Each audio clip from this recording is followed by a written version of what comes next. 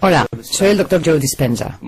Estudié bioquímica en la Universidad Rutgers y luego obtuve mi título en la Universidad Life, cerca de Atlanta, Georgia. En los últimos 7 años me ha interesado mucho el estudio de la remisión espontánea de enfermedades.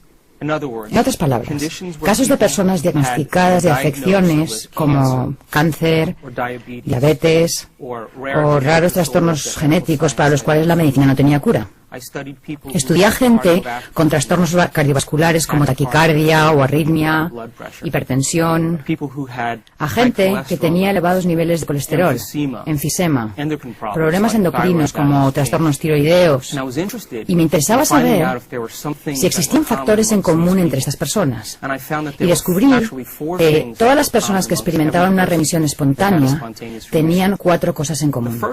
La primera era que cada persona aceptaba y creía que había una inteligencia divina que controlaba su cuerpo. Puede que algunos le llamen inteligencia espiritual y otros digan que es una mente superior o una mente más profunda, pero todos aceptaban que había una inteligencia mucho más grande que ellos. Aunque a esta inteligencia mística la llamamos inteligencia espiritual, en realidad no tiene nada de mística. Es la misma inteligencia que hace que tu corazón lata en este momento. Tu corazón bombea 7,5 litros de sangre por minuto, más de 378 litros de sangre por hora. Late 100.000 veces al día, 40 millones de veces al año y más de 3.000 millones de veces en una vida. Bombea constantemente sin que tengamos que pensar en ello conscientemente. Si consideramos eso, hay un orden, hay una inteligencia que nos da vida, que mantiene el latido de nuestro corazón. Es la misma inteligencia que digiere nuestra comida, que la descompone en gases y nutrientes y la organiza para reparar el cuerpo. Todo ello sucede sin que lo pensemos conscientemente. Y estas personas empezaron a entender que había una inteligencia a cargo de su cuerpo que era superior a ellos, que realmente sabía más que ellos. Y que si conseguían conectarse con esta inteligencia, quizás se encargaría de curarlos. Cada segundo perdemos 10 millones de células. Y en el segundo siguiente producimos otros 10 millones de células. Nosotros no pensamos en hacerlo. Tú y yo somos seres con libre albedrío. Pero hay un orden, una inteligencia que lo hace por nosotros. Cada célula del cuerpo, de los 100 billones de células del cuerpo físico, cada célula experimenta 100.000 reacciones químicas por segundo. Si eso lo multiplicamos por los 10 billones de células, podemos ver que hay cierta inteligencia que nos da constantemente vida. Ahora, lo interesante de esta inteligencia es que tiene una voluntad independiente de nuestra voluntad. Nos da vida constante y sistemáticamente. Su voluntad trasciende nuestra voluntad. Su mente trasciende nuestra mente. Y mantiene un orden en el cuerpo físico. Un ejemplo serían las enzimas activas en el ADN de las células. Hay 3.200 millones de ácidos nucleicos en los genes de una célula. Esta inteligencia envía proteínas a lo largo de los ácidos nucleicos y corrige las mutaciones para que no nos descompongamos. Si pensamos en esto, esta inteligencia nos da vida constantemente. Y estas personas dijeron, cabalgo en la espalda de un gigante. Y si puedo aprender a conectarme con esta inteligencia, ella me sanará. Eso es lo primero que aceptaron todos. Lo segundo fue que todos creían que sus pensamientos, su modo de pensar, su mentalidad a la larga contribuía, de hecho, a su enfermedad. Y dijeron, si mis pensamientos contribuyen a mi enfermedad, tal vez deba cambiar el modo de pensar que tuve estos últimos años. Cada vez que pensamos, fabricamos una sustancia química. Si nuestros pensamientos son buenos o elevados o felices, fabricamos sustancias químicas que nos hacen sentir bien o felices. Y si nuestros pensamientos son negativos o malos o de inseguridad, fabricamos sustancias químicas que nos hacen sentir exactamente como pensamos. Cada sustancia que se libera en el cerebro es literalmente un mensaje que alimenta al cuerpo físico. Y ahora el cuerpo empieza a sentir como piensa. Cuando empezamos a sentir como pensamos, sucede algo asombroso. El cerebro, que está en comunicación constante con el cuerpo, Consulta con el cuerpo y empieza a pensar de la manera en que sentimos, lo que a su vez fabrica más sustancias químicas que nos permiten sentirnos como pensamos y pensar como sentimos. Y quedamos atrapados en el ciclo de pensar y sentir entre el cerebro y el cuerpo. La consecuencia indirecta final de esto es que creamos un estado de ser, y ese estado de ser se convierte en nuestro modo de pensar. En otras palabras, los sentimientos se convierten en nuestro modo de pensar. Y cuando los sentimientos se convierten en nuestro modo de pensar, estamos atrapados en un ciclo donde el cuerpo literalmente piensa por nosotros. Estas personas razonaron y dijeron, si mis pensamientos han creado esta enfermedad, y mis pensamientos crean estas sustancias químicas que me hacen sentir de cierta manera y comportarme de cierta manera, tendré que cambiar mi modo de pensar. Entonces se propusieron interrumpir el proceso. Eso era lo segundo que tenían en común. Lo tercero en común, que encuentro realmente asombroso, es que estas personas decidieron que para interrumpir su proceso de pensamiento tenían que reinventarse a sí mismos. Tenían que convertirse en otra persona. Y cuando empezaron a pensar en quiénes querían ser, pararon el ciclo continuo de reacciones entre pensar y sentir y se hicieron algunas preguntas importantes. Preguntas como estas. ¿Cómo sería ser una persona feliz? ¿A quién conozco en mi vida que sea feliz? ¿Qué tendría que cambiar en mí para ser una persona diferente? ¿A quién de la antigüedad admiro, que haya sido magnífico, que yo haya estudiado, cuyas habilidades y virtudes pudiera aplicar para empezar a formular un nuevo ideal de mí mismo o de mí misma? Estas personas se pusieron a contemplar los supuestos, las posibilidades, los potenciales de quienes querían llegar a ser. Y a medida que lo hacían, su cerebro empezó a cambiar. Empezaron a pensar de otro modo. Y el proceso de pensamiento empezó a formar conexiones en su cerebro que se convirtieron en una plataforma para su modo de ser. De modo que empezaron a acumular información, empezaron a examinar opciones diferentes al modo de ser que habían sostenido durante los últimos años de su vida. Lo último que tenían en común, la cuarta cosa, es que cuando esas personas se reinventaron a sí mismas, pasaban largos ratos sin tener noción del tiempo y del espacio. En otras palabras, se hallaban tan absortas en lo que estaban pensando, tan sumidas en su metamorfosis, que cuando abrían los ojos, o encendían la luz de la habitación, o se destapaban los ojos, les había parecido 5 minutos, pero había pasado 1 hora y media o 2 horas. Y se habían sumido tanto en lo que pensaban que perdieron la noción del tiempo y del espacio. Perdieron la noción de las reacciones continuas que se dan entre el cuerpo y el cerebro. Perdieron la noción de la respuesta que el cerebro recibe siempre de su entorno. Y perdieron la noción del tiempo. El cerebro procesa unos 400.000 millones de bits de información por segundo. Pero solo somos conscientes de unos 2.000 de esos 400.000 millones. Ahora, esos 2.000 bits de información, donde está presente nuestra conciencia, solo tienen que ver con 3 cosas. Tienen que ver con la respuesta que recibimos del cuerpo, la respuesta del entorno y la respuesta en relación con el tiempo. ¿Sabes?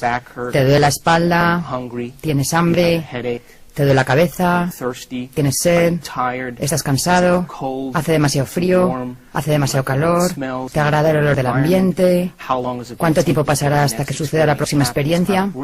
Nuestro cerebro y nuestra conciencia están inmersos en esas cosas en particular.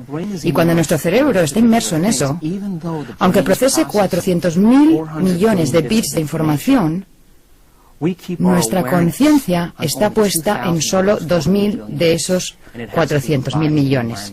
Y tienen que ver con el cuerpo, el entorno y el tiempo. Estas personas que tuvieron remisiones espontáneas trasladaron su conciencia desde esas cosas en particular hasta esos otros bits de información. Y al hacerlo, como lo estamos empezando a aprender desde una perspectiva científica, en ese momento el cerebro empieza a diseñar circuitos nuevos y nuevas conexiones. Así que este fue el inicio de un estudio muy interesante para mí, porque quería saber, a partir de esos 4 factores, qué sucedía en el cerebro de esas personas que determinaba lo que sucedía en su cuerpo físico.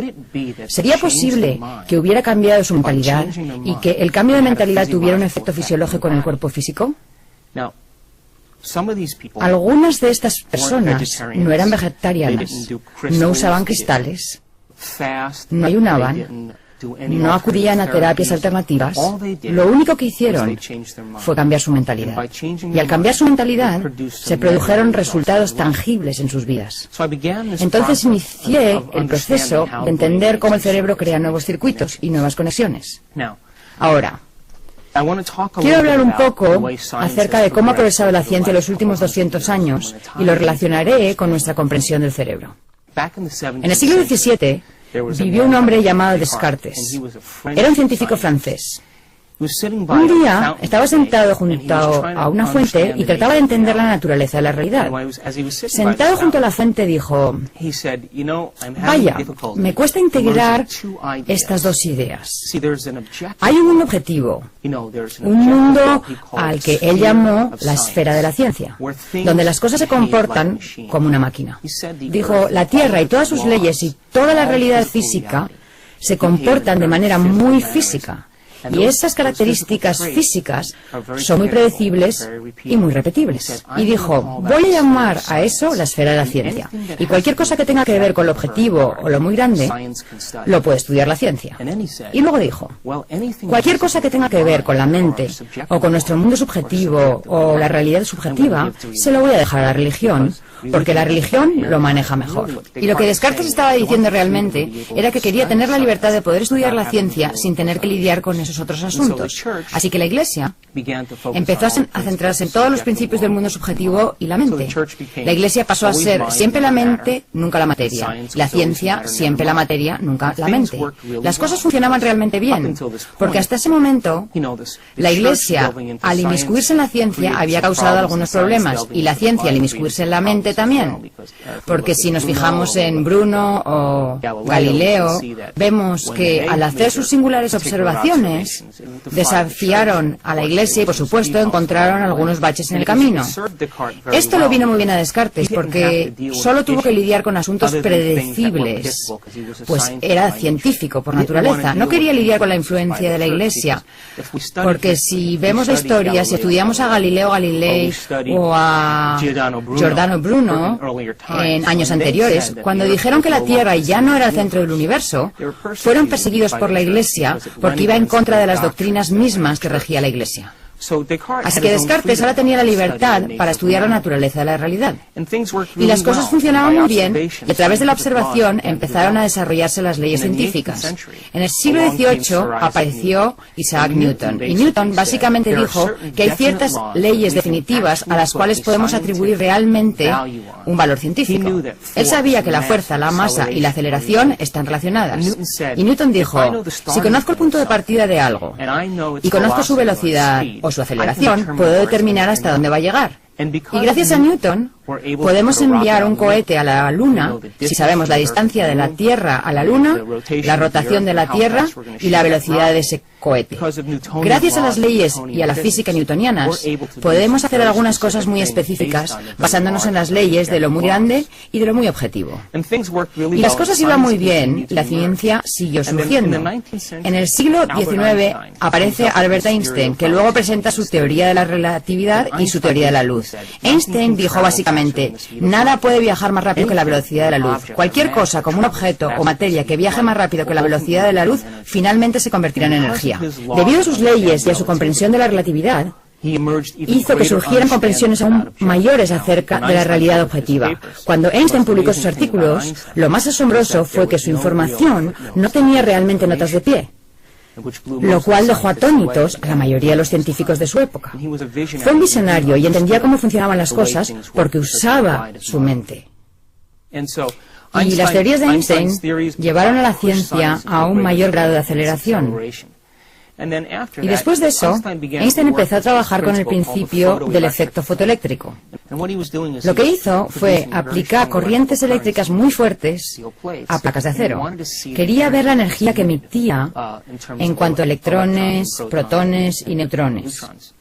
Cuando estudió lo que hacían los electrones, vio que en vez de liberar energía de forma muy normal y continua, los electrones liberaban energía y el nivel descendía como si bajara por una escalera, en vez de moverse de manera muy suave y continua. Einstein se detuvo Porque en el mundo de lo grande, cuando la energía se libera, todo se mueve con mucha continuidad. Por ejemplo, si dejamos caer una manzana de un árbol, se mueve de manera muy continua y predecible. Y ellos esperaban que sucediera exactamente lo mismo en el efecto fotoeléctrico. Pero no fue así.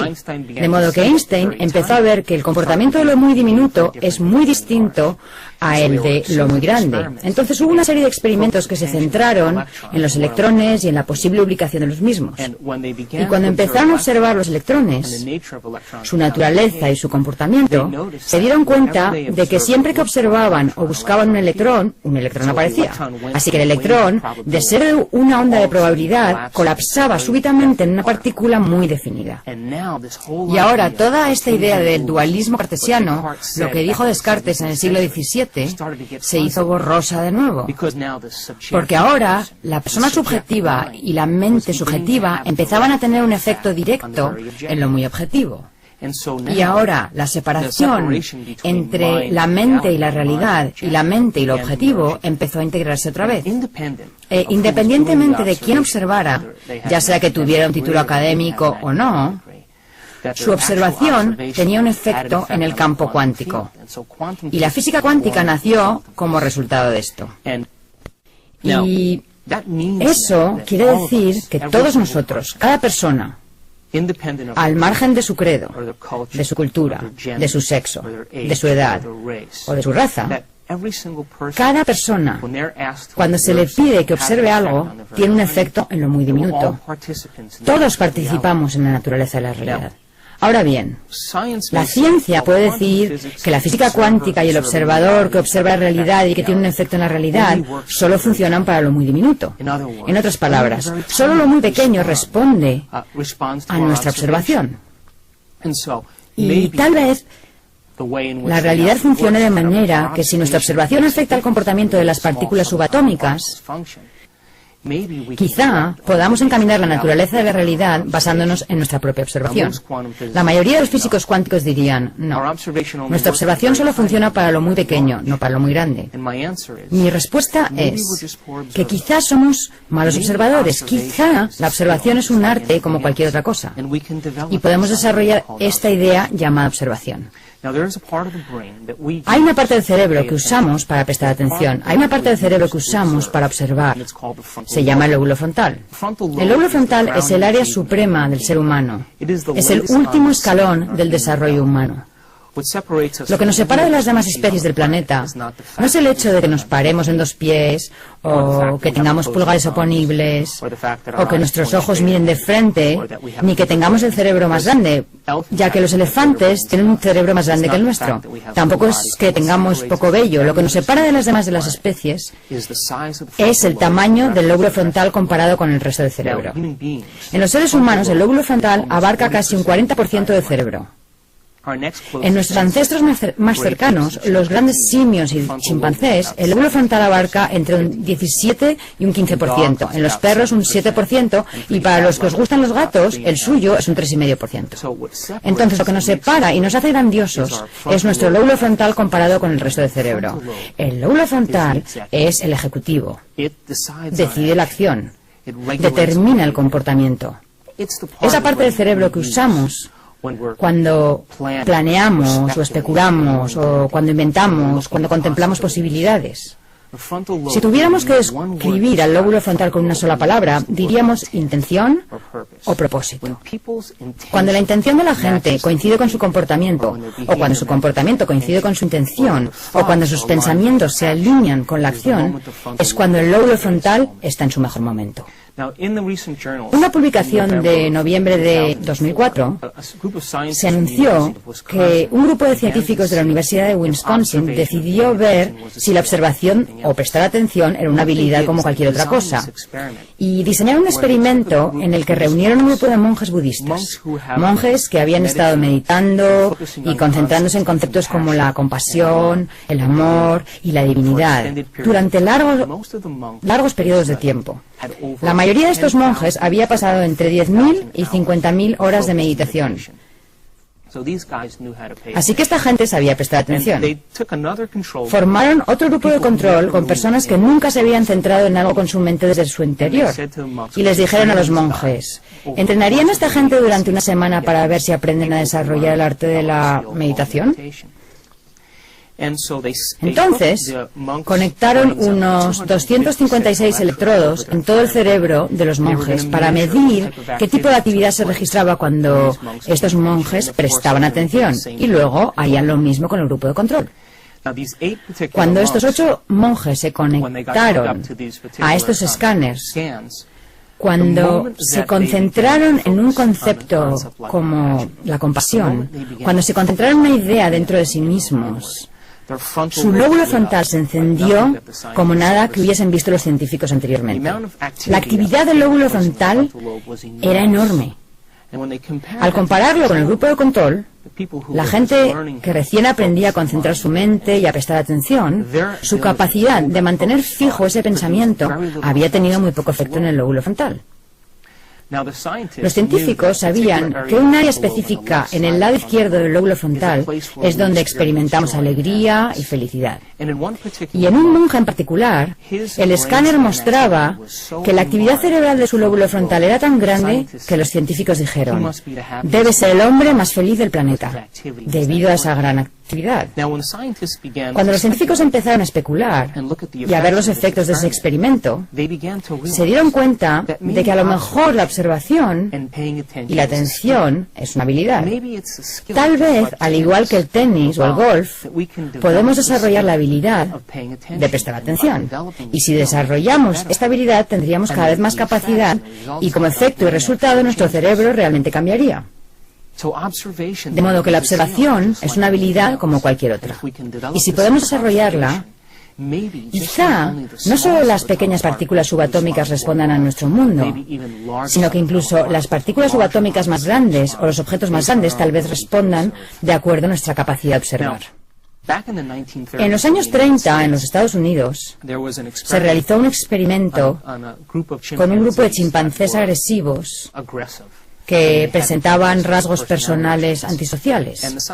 Los científicos dijeron, bueno, veamos si al hacer un experimento, una operación en el lóbulo frontal, cambia el comportamiento de estos chimpancés.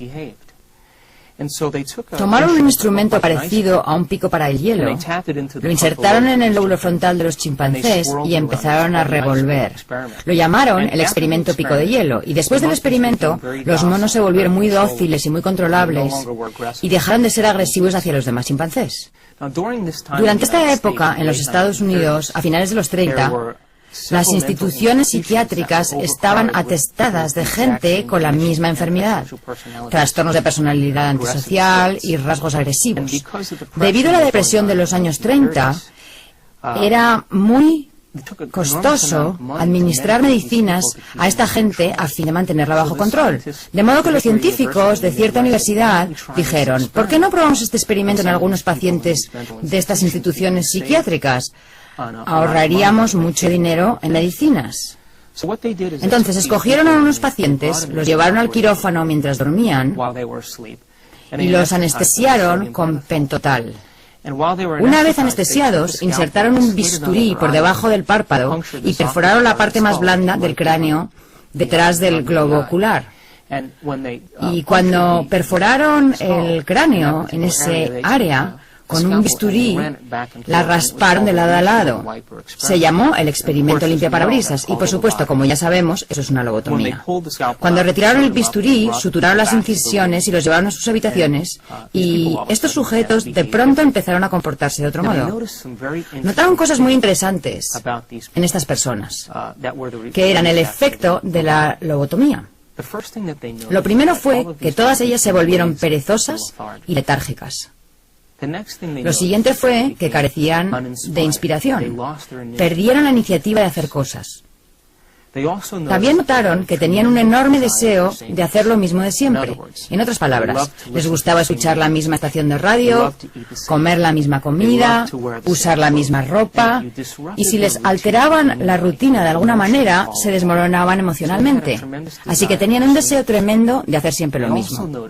También se dieron cuenta de que no se podían concentrar en una tarea única. En otras palabras, empezaban algo y se distraían, empezaban otra cosa y se distraían y empezaban otra cosa. Nunca terminaban un ciclo de acción. También se dieron cuenta de que no podían entender el significado de las situaciones. No podían aprender nada nuevo. No podían modificar su conducta. Aprender es modificar nuestra conducta.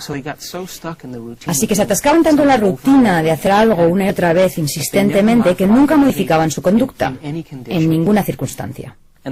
Y lo último que percibieron es que no podían proyectarse al futuro, no podían hacer planes para el futuro, no podían proyectar ideas al futuro.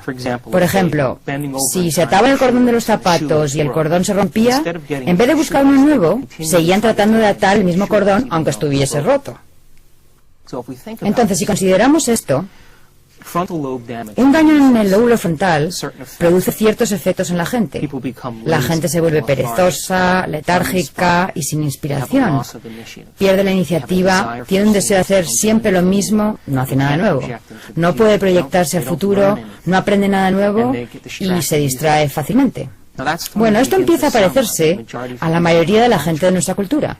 Y la razón es que no hemos dominado la capacidad de usar el lóbulo frontal apropiadamente.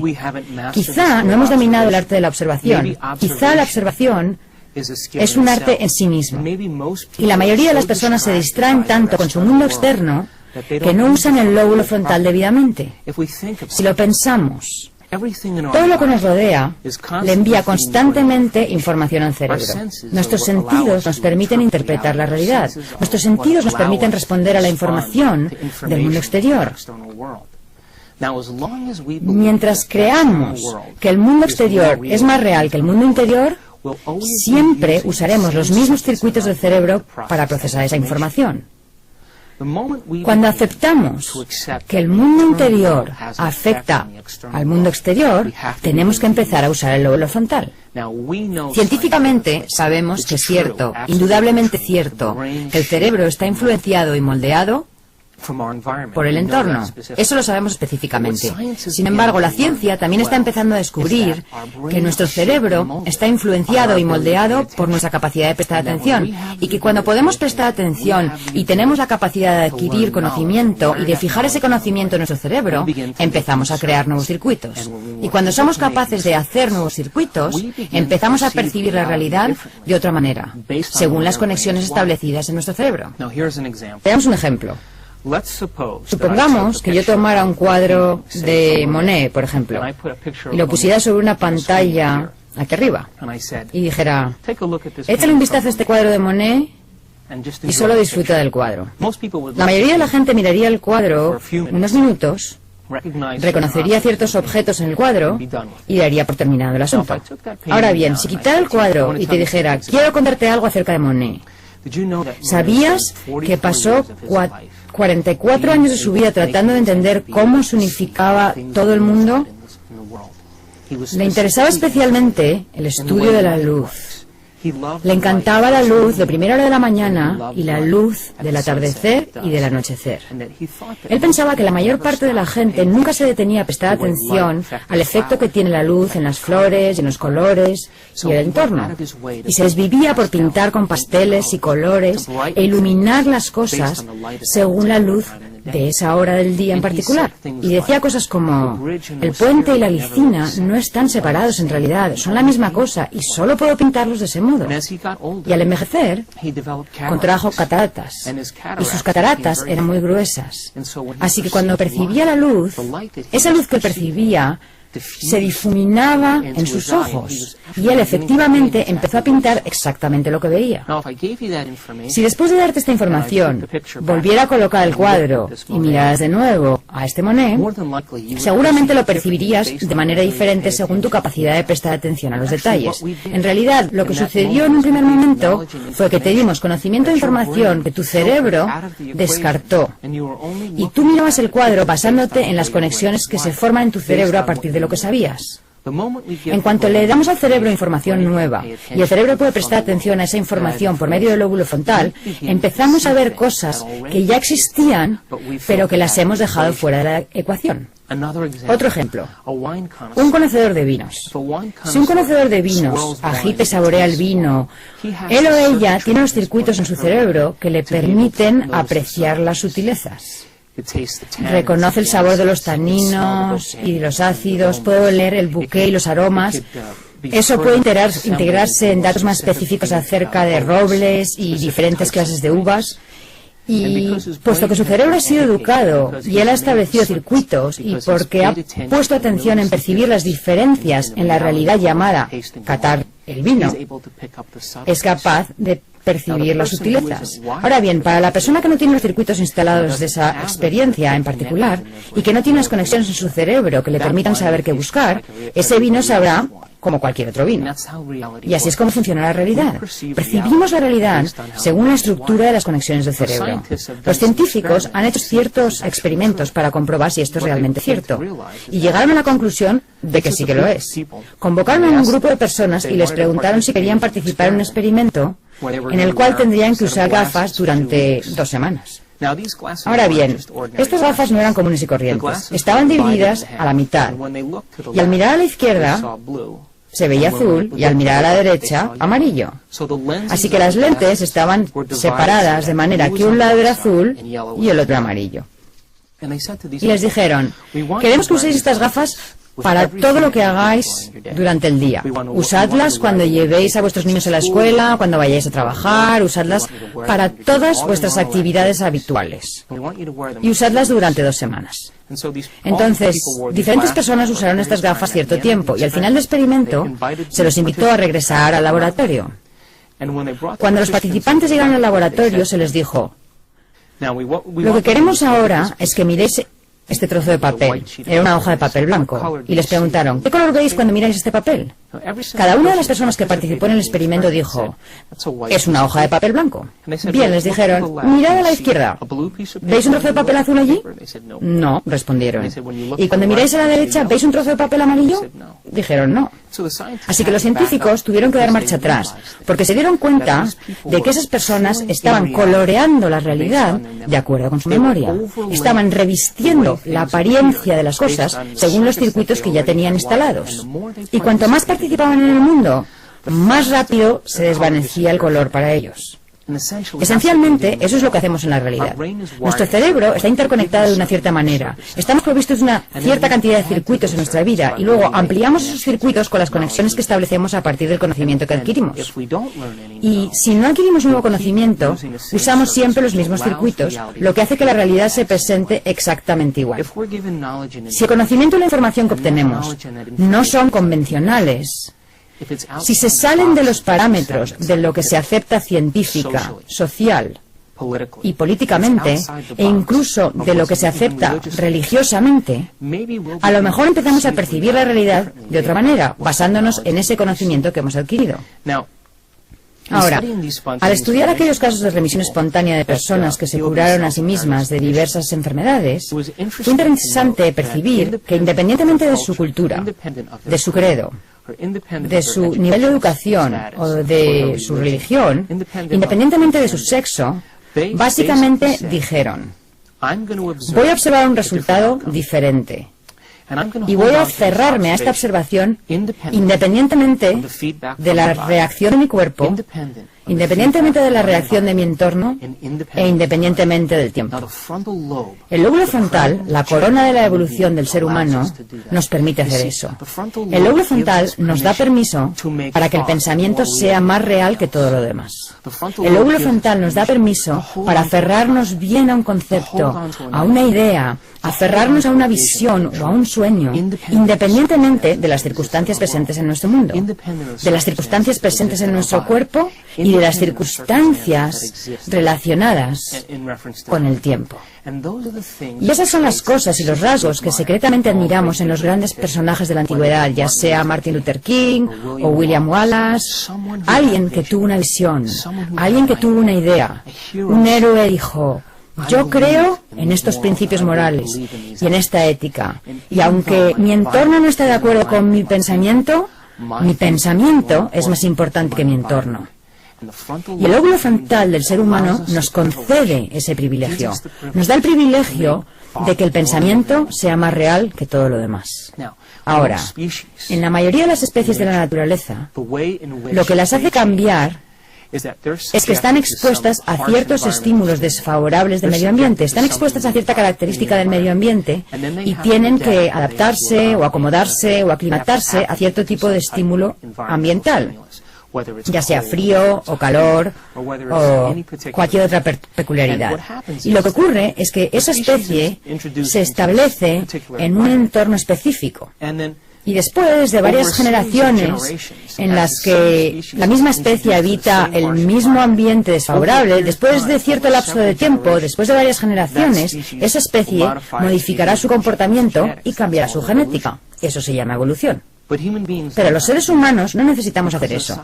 Debido al tamaño del lóbulo frontal y debido a nuestra capacidad de especular sobre las posibilidades y preguntarnos sobre los potenciales y contemplar las eventualidades, podemos inventar nuevas ideas y nuevos modos de ser. Y nos da el privilegio de modificar nuestra conducta en una misma vida. Y nos da el privilegio de cambiar nuestros actos en una semana. Podemos modificar nuestro modo de actuar en un solo día y podemos cambiar en un momento. Lo único que necesitamos dominar es este arte que se llama observación. Cuando empezamos a usar el cerebro adecuadamente, cuando prestamos atención a un concepto o a una idea, ocurre algo asombroso en el cerebro. El lóbulo frontal baja el volumen de los estímulos externos, baja el volumen del cuerpo y del ciclo continuo de reacciones que va del cuerpo al cerebro, baja el volumen de la respuesta del medio ambiente. No sabes si hace calor o frío, no sabes si está oscuro o si hay luz. Tu cerebro se convierte en el amplificador del pensamiento y baja el volumen del tiempo. En otras palabras, mientras mantengamos un concepto fijo en el lóbulo frontal, perderemos la noción del tiempo y del espacio. Ahora, la ciencia empieza a entender que nuestra forma de crear circuitos en el cerebro, nuestra forma de establecer conexiones en el cerebro, además de permitir que el entorno moldee y dé forma a nuestro cerebro, podemos moldear y dar forma a nuestro cerebro prestando atención. Y si podemos mantener fija una idea, empezamos a establecer conexiones en nuestro cerebro. Al establecer esas conexiones en nuestro cerebro, dejamos huellas o marcas neurológicas de esos conceptos en los tejidos. Y esas huellas, entonces, funcionan como la base de nuestro modo de comportarnos y de actuar. El lóbulo frontal, entonces, la cúspide del desarrollo del ser humano, permite que el pensamiento sea más real que todo lo demás. Y cuando empezamos a formar ideas y a formar conceptos, y ponemos toda nuestra atención en ese concepto, el lóbulo frontal baja el volumen de todos los estímulos externos. Y lo único que se vuelve real es el pensamiento mismo. Cuando eso sucede, se produce un cambio físico en el cerebro. El cerebro toma esa imagen holográfica que mantenemos fija en el lóbulo frontal y crea un patrón de conexiones que se asocian con ese concepto o idea. Así que cuando aprendemos algo nuevo, creamos conexiones en nuestro cerebro. Creamos nuevas conexiones en el cerebro. Cuando memorizamos esas cosas o cuando las recordamos, reforzamos esas conexiones o las mantenemos. La memoria es mantener conexiones. El aprendizaje es formar esas conexiones. Entonces podemos aprender del entorno, podemos aprender de nuestras experiencias sensoriales. Pero entonces no seremos más que lo que nuestro entorno le dicta a nuestra experiencia. Pero si adquirimos conocimiento o información poco convencional, física cuántica, que el observador interviene en la naturaleza de la realidad y que nuestros pensamientos realmente cuentan, desde las partículas subatómicas hasta lo de gran tamaño. Tal vez nuestra observación, nuestra capacidad de prestar atención, empezará a formar nuevas conexiones en nuestro cerebro que nos permitirán percibir las cosas exactamente como son.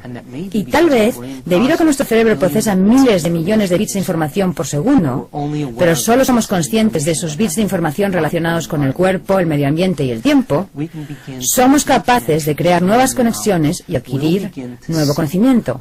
Empezaremos a ver aquello que siempre ha existido, pero que habíamos descartado de la ecuación, justamente como las personas que hicieron el experimento de las gafas. Me gustaría hablar de cómo aprende el cerebro y de cómo se forman esas conexiones. Sabemos desde una perspectiva científica que las neuronas, las células nerviosas del cerebro, cada vez que se conectan, intercambian información. Cuando se conectan e intercambian información, ese punto de conexión es una comprensión adquirida relacionada con un concepto. Como dije, cuando recordamos algo, activamos esas conexiones y les damos vida. Ahora bien, tenemos una cantidad enorme de conexiones en nuestro cerebro, infinitas conexiones, alrededor de billones y billones de conexiones.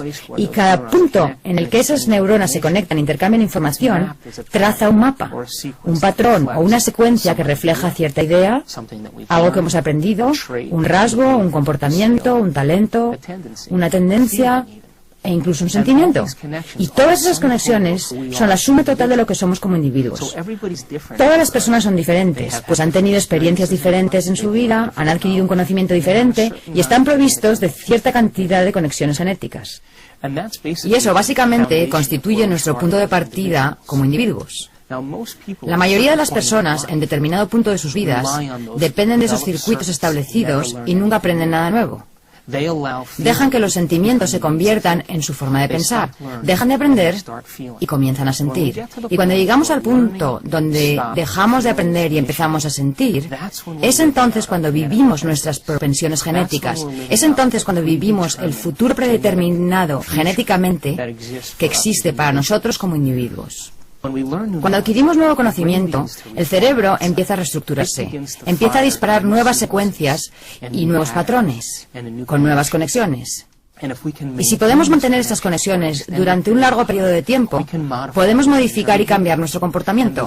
Y lo que ocurrió con las personas que tuvieron remisiones espontáneas es que adquirieron conocimiento y aplicaron ese conocimiento al plantearse posibilidades. Y comprendieron que si conseguían conectarse con esa inteligencia, que hacía latir su corazón y digería sus alimentos, si lograban susurrar al oído del gigante que controlaba su cuerpo físico, que sabía crear células, que sabía organizar el ADN, si conseguían igualar su voluntad a la suya, si conseguían igualar su mente a la suya, si conseguían igualar su amor por la vida al de esa inteligencia, ya que era eso lo que continuamente les daba vida. Pensaron que entonces el hecho de cambiar sus pensamientos enviaría una nueva señal a sus células y que establecer nuevas conexiones en su cerebro causaría finalmente un nuevo efecto fisiológico en su cuerpo. Así que el proceso de reinventarse significaba reorganizar esos circuitos hacia un ideal más extraordinario de sí mismos. El cerebro aprende de dos maneras distintas. El aprendizaje está dividido en dos áreas diferentes. Cuando aprendemos algo y lo memorizamos, hay un área en particular llamada aprendizaje explícito. Otro nombre que se le da al aprendizaje explícito es el aprendizaje declarativo o memoria declarativa. La memoria declarativa son cosas que podemos declarar. Uno de los aspectos de la memoria declarativa es el conocimiento, la información, la filosofía. Por ejemplo, cuando adquirimos nueva información, nuevo conocimiento, datos intelectuales, filosofía, cada vez que hacemos eso, el cerebro crea determinado tipo de circuitos. El segundo tipo de memoria declarativa se llama experiencia. Las experiencias, por lo tanto, son cosas que podemos declarar. Puedo declarar que yo soy un hombre, puedo declarar que sé dónde estaba el 11 de septiembre, puedo declarar que me gustan las manzanas, porque he vivido esas experiencias. Los sistemas de memoria del cerebro relacionados con la memoria declarativa tiene una secuencia muy específica según la cual el cerebro estructura esa información. Se estructura en el cerebro pensante, en la parte del cerebro donde existe la consciencia presente. Y esa secuencia de conocimiento y de experiencia en particular permite que el cerebro funcione en la realidad. Podemos manejarnos en el mundo exterior debido a que usamos conscientemente la memoria declarativa para tomar decisiones. Usamos conscientemente la memoria declarativa para proyectar el futuro. La usamos conscientemente para desempeñarnos en nuestro mundo, para tomar decisiones todos los días. Ese sistema de memoria permanece intacto para que podamos desenvolvernos en nuestro mundo. El segundo sistema de memoria se llama memoria implícita. Los sistemas de memoria implícita son muy poderosos, pues los recuerdos implícitos son cosas que no podemos declarar. Se llama memoria no declarativa. Los recuerdos no declarativos son cosas tales como habilidades, hábitos, condicionamientos, rasgos, tendencias e incluso comportamientos.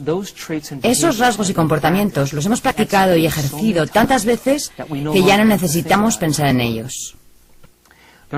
Se llaman recuerdos de procedimiento y tenemos cientos de esos recuerdos estructurados en el cerebro. Esos recuerdos de procedimiento son cosas como maniobrar la palanca de cambios de nuestro coche. Cuando usamos la palanca de cambios lo hemos hecho tantas veces que ya no tenemos que pensar en ello. Está fijado neurológicamente como un circuito completo.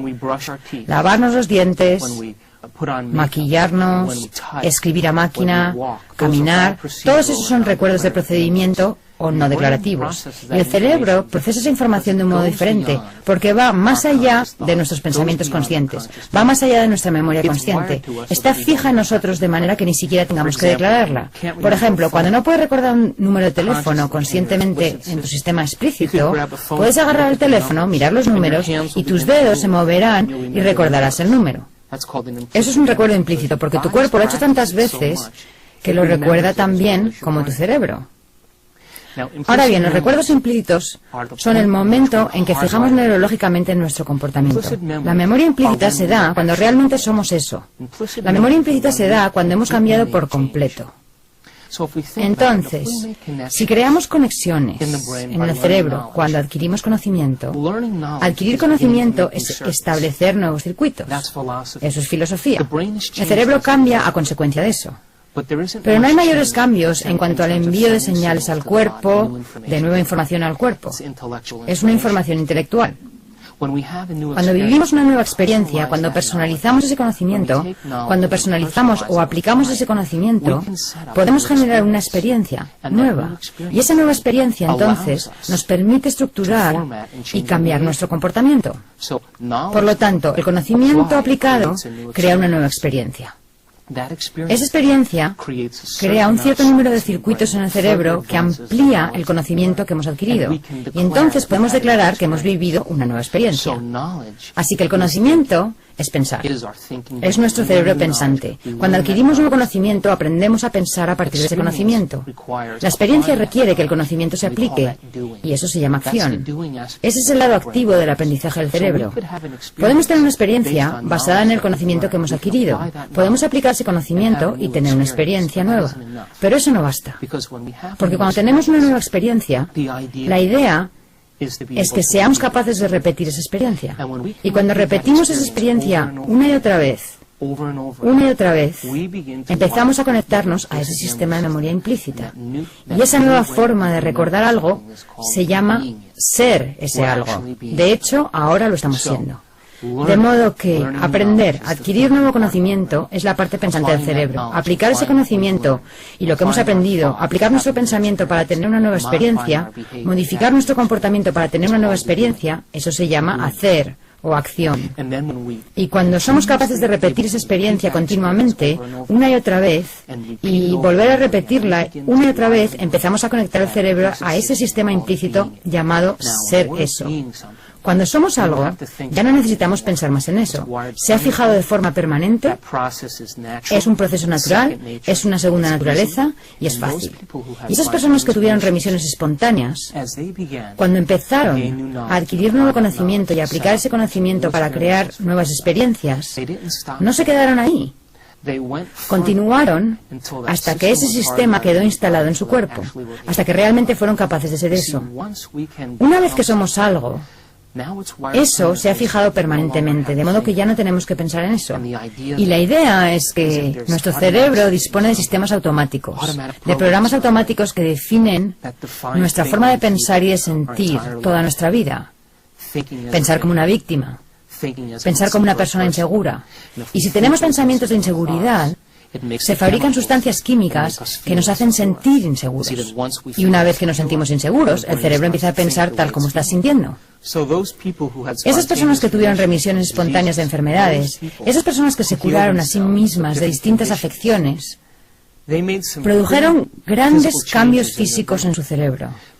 Esos cambios no consistieron simplemente en adoptar intelectualmente esa información. No se trató de vivir una experiencia una sola vez. Realmente querían convertirse en alguien diferente. Cuando se reinventaron a sí mismos, cuando dijeron, creo que existe una inteligencia dentro de mí que da vida a cada individuo, ya sea feliz o infeliz, rico o pobre, santo o pecador. Hay una inteligencia que da vida a cada ser humano. Si yo pudiera tener acceso a esa inteligencia y convertirme en alguien diferente, ella le daría vida a esa nueva persona que emerja, sea quien sea. Y si mis pensamientos cuentan, voy a tener que construir unas conexiones neurológicas permanentes en mi cerebro para convertirme en ese nuevo patrón de ser. Y tengo que abandonar y renunciar a esa vieja forma de pensar y sentir que estaba muy ligada a mi entorno, muy ligada a mi manera de pensar en mi mundo, basada en mi viejo yo. Y tal vez aquellos viejos sentimientos y esas viejas conexiones estaban ligados a viejas experiencias. Y tal vez, al reinventarme a mí mismo o a mí misma, habrá un periodo de tiempo en el que no tendré sentimientos. Quizá esas viejas emociones y esos viejos sentimientos estaban ligados a alguna vieja experiencia que fue la verdadera causa de la enfermedad en primer lugar. Y al desprenderse de esos viejos pensamientos y sentimientos, solo con dejarlos y reemplazarlos con una nueva idea del yo, una nueva señal recorrió el cuerpo y la persona realmente se liberó. Y lo único que tuvo que hacer fue separarse de la gente, de las cosas y de las distracciones del entorno, del tiempo, de los episodios, sucesos, y dejar que el pensamiento fuera más real que todo lo demás. En el proceso de ensayar, en el proceso de pensar en quién querían convertirse, en el proceso de pensar en eso una y otra vez, hicieron que esos circuitos se volvieran más permanentes. Comenzaron a crear un nuevo individuo, a emerger como un nuevo ser. Y como resultado de eso, de ese proceso, donde desarrollaron la capacidad de prestar atención, desarrollaron la capacidad de llevar su mente lejos de su cuerpo, de llevar su mente lejos del entorno. Incluso llevaron su mente lejos de la referencia del tiempo. Y cuando hicieron eso, es posible que abrieran la puerta del campo cuántico. Tal vez estaban entrando en un nuevo nivel mental, y cuando eso sucede, cuando podemos hacer que el pensamiento sea más real que todo lo demás, el cerebro empieza a estructurar esos patrones y conexiones que son iguales a lo que somos y en quienes nos estamos convirtiendo. Así que las remisiones espontáneas que tuvieron estas personas tal vez no hayan sido un milagro en absoluto. Tal vez ellos solo se convirtieron en alguien diferente y tal vez creyeron que esta inteligencia los respaldaría y le daría vida a quien sea que ellos fueran. Y tal vez esta inteligencia era más lista y más brillante que ellos y tenía más voluntad que ellos e intervino y les reorganizó el cuerpo. Y lo único que tuvieron que hacer fue convertirse en alguien diferente. Y cuando así lo hicieron, esa inteligencia les dio vida, y su vida cambió, y su salud cambió, y su futuro cambió. Tal vez esas personas que tuvieron remisiones espontáneas renunciaron a los sentimientos y a las emociones que estaban ligadas al pasado, y en el proceso de convertirse en alguien nuevo, en ese proceso de reinventarse, donde crearon nuevos circuitos con los que operar, abandonaron su pasado y su asociación al pasado y a todos los sentimientos y las emociones que lo acompañaban. Y tal vez las sustancias químicas que alimentaban al cuerpo basadas en esos pensamientos dejaron de fabricarse. Y debido a que ya no se fabricaban, la señal enviada al cuerpo era una nueva señal. Y esa nueva señal enviada al cuerpo no tenía ninguna relación con su asociación a esas actitudes del pasado, a esos pensamientos y a esos sentimientos del pasado, sino que ahora la persona tenía una idea de su futuro, una idea de algo a lo que aspirar. Y entonces, en cuanto empezaron a producir esos cambios, ya no enviaban la misma señal al cuerpo, sino que enviaban una señal nueva basada en lo que eran ahora. De modo que, si consideramos esto, entonces toda la idea de la separación entre mente y materia, la separación entre Lo objetivo y lo subjetivo puede que empiece a integrarse realmente cuando apliquemos todos estos principios. Tal vez la mecánica cuántica nos permita decir que nuestra observación cuenta. Y tal vez el lóbulo frontal, la corona de la evolución del ser humano, nos permita modificar nuestro comportamiento en una sola vida y crear nuevos circuitos y nuevas conexiones que nos proporcionarán un nuevo territorio de ser. Y esta fusión que se da ahora entre mente y materia básicamente dice esto: mi pensamiento cuenta. Y porque mi pensamiento cuenta, debería tener un efecto directo sobre lo que está más cerca de mí, mi cuerpo físico. Y si podemos integrar esas ideas, hemos dado la vuelta completa y comprendido que no existe la separación, que la mente realmente da vida a la materia y que es nuestra mente como individuos la que puede unirse a una mente mayor. Y al unirnos a la mente mayor, estamos ejercitando el arte de la observación. Ponemos nuestra atención lejos de nuestro cuerpo, ponemos nuestra atención lejos de nuestro entorno y nos olvidamos del tiempo. Y cuando hacemos esto, ahora, la mente pura tiene un efecto directo sobre el cuerpo físico y sobre la naturaleza de la realidad, y afecta directamente a la materia. Y cuando llevamos a cabo esas ideas y las aplicamos en nuestra vida, nos convertimos en los científicos que evaluamos nuestra propia observación. Y tal vez ese sea el entendimiento inicial, el primer entendimiento de lo que significa tener un cerebro inmortal. Aprender, recordar y experimentar es nuestro don como seres humanos. Este proceso nos cambia para siempre. Dejar de aprender es dejar de cambiar. Cuando podamos demostrar lo que hemos aprendido, el universo jamás nos abandonará. Nuestro cambio es nuestra evolución.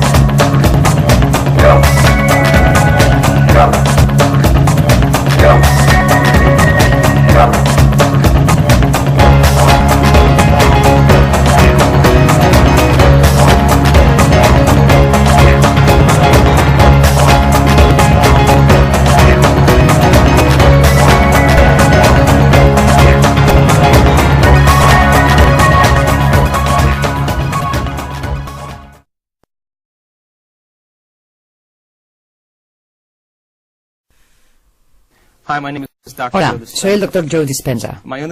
Estudié bioquímica en la Universidad Rutgers y luego obtuve mi título en la Universidad Life, cerca de Atlanta, Georgia. En los últimos 7 años me ha interesado mucho el estudio de la remisión espontánea de enfermedades. En otras palabras, casos de personas diagnosticadas de afecciones como cáncer, diabetes o raros trastornos genéticos para los cuales la medicina no tenía cura. Estudié a gente con trastornos cardiovasculares como taquicardia o arritmia, hipertensión, a gente que tenía elevados niveles de colesterol, enfisema, problemas endocrinos como trastornos tiroideos, y me interesaba saber si existían factores en común entre estas personas. Y descubrí que todas las personas que experimentaban una remisión espontánea tenían 4 cosas en común. La primera era que cada persona aceptaba y creía creía que había una inteligencia divina que controlaba su cuerpo. Puede que algunos le llamen inteligencia espiritual y otros digan que es una mente superior o una mente más profunda, pero todos aceptaban que había una inteligencia mucho más grande que ellos. Aunque a esta inteligencia mística la llamamos inteligencia espiritual, en realidad no tiene nada de mística. Es la misma inteligencia que hace que tu corazón lata en este momento. Tu corazón bombea 7,5 litros de sangre por minuto, más de 378 litros de sangre por hora. Late 100.000 veces al día, 40 millones de veces al año y más de 3.000 millones de veces en una vida. Bombea constantemente sin que tengamos que pensar en ello conscientemente.